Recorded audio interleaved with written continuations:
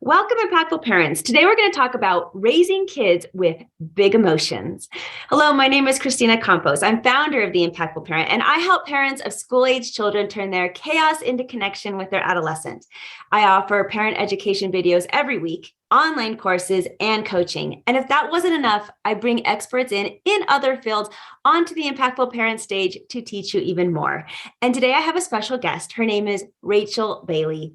And Rachel is a parenting specialist who has a master's degree in clinical psychology and is a therapist.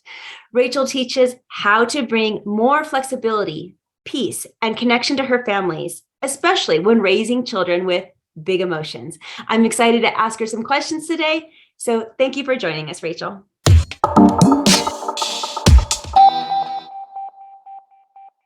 Thanks for having me here. Wow, big emotions. This is so super common in a lot of families. So how do you know if your child has big emotions? Like what does it qualify?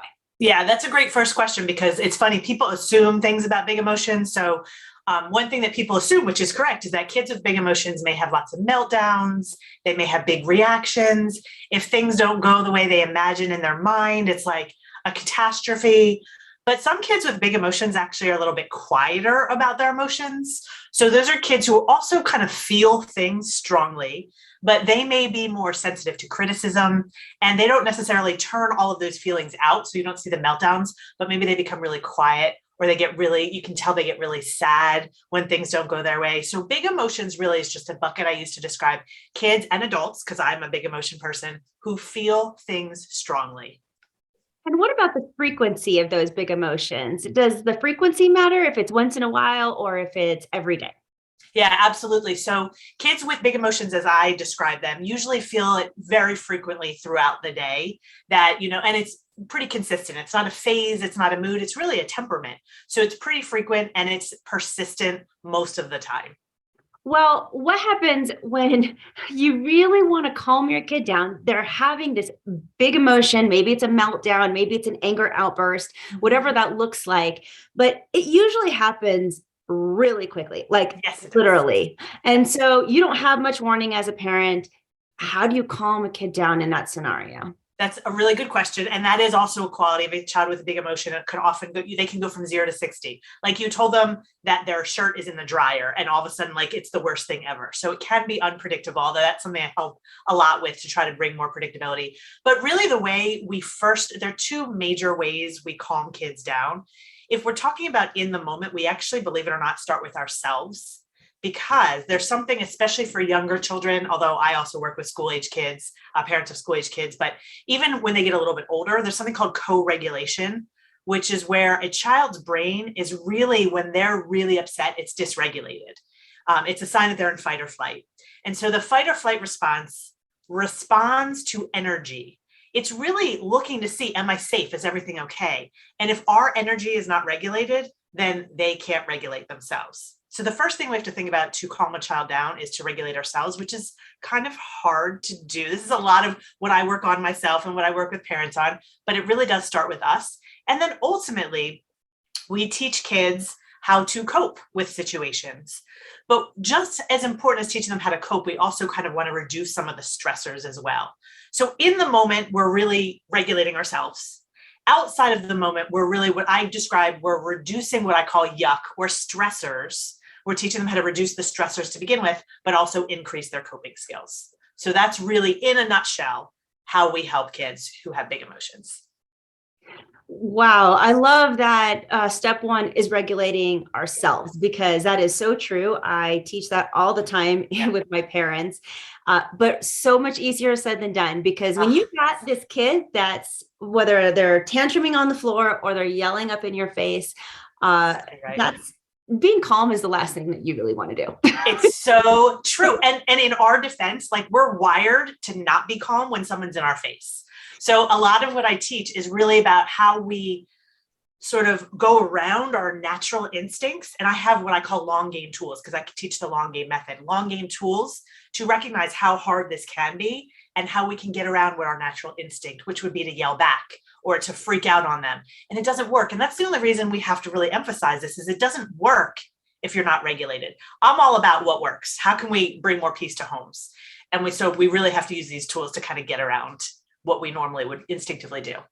You absolutely do, because if you're acting with a big emotion, the kids will feed off of that. Actually, children look toward adults for how they should react to just about everything, whether it's, just something happened at school. How should I react to that? To something at home? It doesn't really matter. They look to us for guidance on that. So important on how we react, especially even as your child gets older into teenage years. There's even more so. Teenagers are so lost. They're really looking at you. Now, they don't seem like it. I know it doesn't look like it, parents, but they really are looking at you for guidance in how to react, how to feel, what to act, just what to do. Yeah.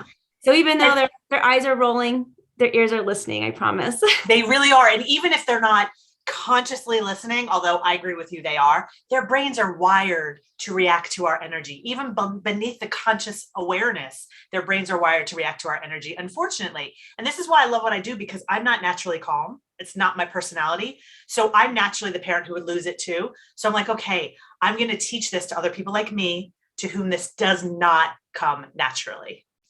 Yes, that's so great. Yeah. And then I would like to ask you about coping, because that was step 2 in your process, is teaching kids how to cope. Yes. Also, so extremely important. I was wondering, could you give me an example of something that you would teach in how to give a child a coping skill, or a coping skill in general? We have the coping skills, which I will give you in a moment. But I think one of the problems that I hear all the time, parents will say to me, Rachel, I've taught them every single one of those coping skills that you've mentioned. The problem is there are a few things missing. It's not just the skills. We have to motivate a child to want to use the skills, because, we have a hard time changing our skills, and we're very motivated. They're really not motivated to change. So we have to think about motivation. We also have to think about the fact that once they're dysregulated or in fight or flight, they're going to default to old habits. So I will tell you the skills, but I just want parents to recognize that even if you hear the same skills over and over, it's probably that they're either not motivated or not well practiced enough. But to answer your question, what kind of skills? So I actually teach what I call a when-then statement. So a coping mechanism is really about the brain recognizing that I am becoming dysregulated. I'm really upset right now. And when I feel this way, I will calm my body down and I will teach myself that I'm safe. So for example, it might be when I'm really angry that mom or dad says no, I will say a mantra in my head, just wait 10 seconds. Like, it's whatever they need to use. So I actually break coping skills into temperaments. If you have a more physical child, you're going to want a physical coping skill. Maybe they need to move their body. Maybe they need to give themselves a tight squeeze. Maybe they need to rip a piece of paper.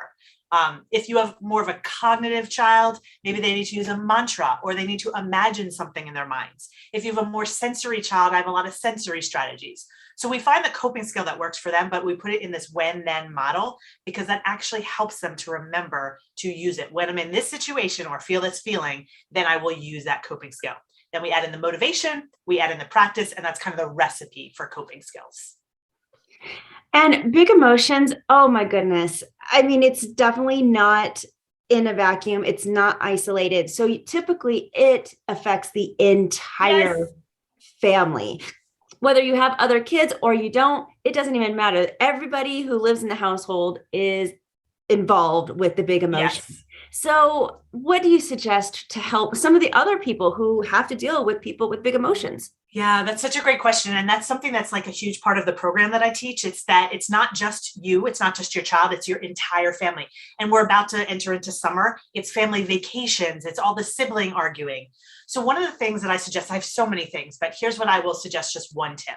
Let's say you have a sibling of a child with big emotions. They are so often affected. So one tool that I give, one long game tool, is what I call sibling yuck dumps. So yuck is basically a word I use to describe anything uncomfortable. So just these feelings you have inside, any uncomfortable feelings.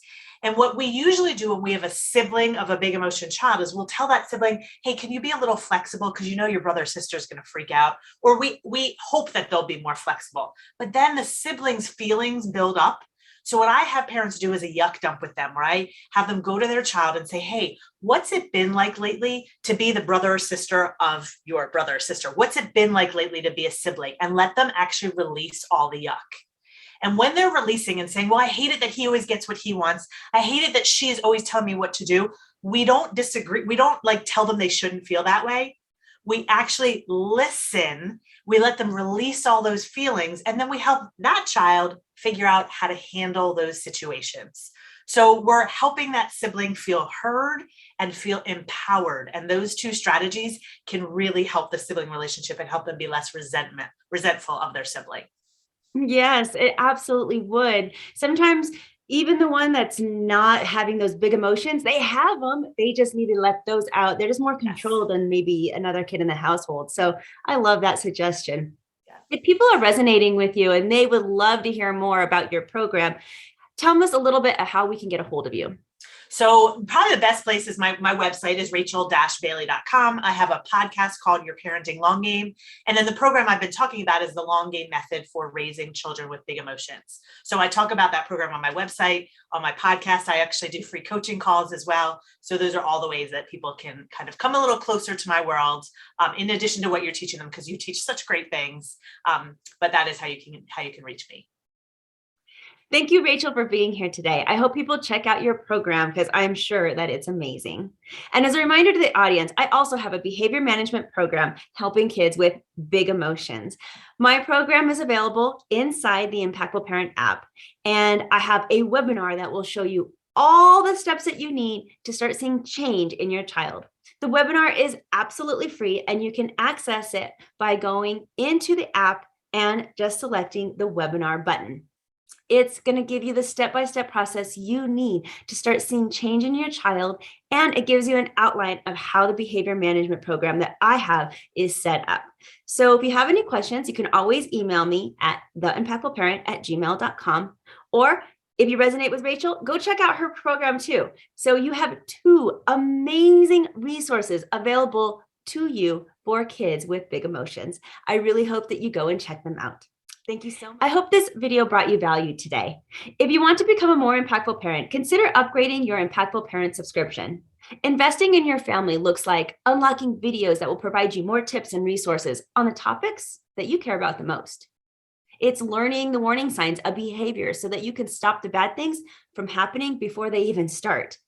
It's tracking your progress to help you be more accountable and intentional in your parenting. And it's the ability to interact with other parents and me via the app.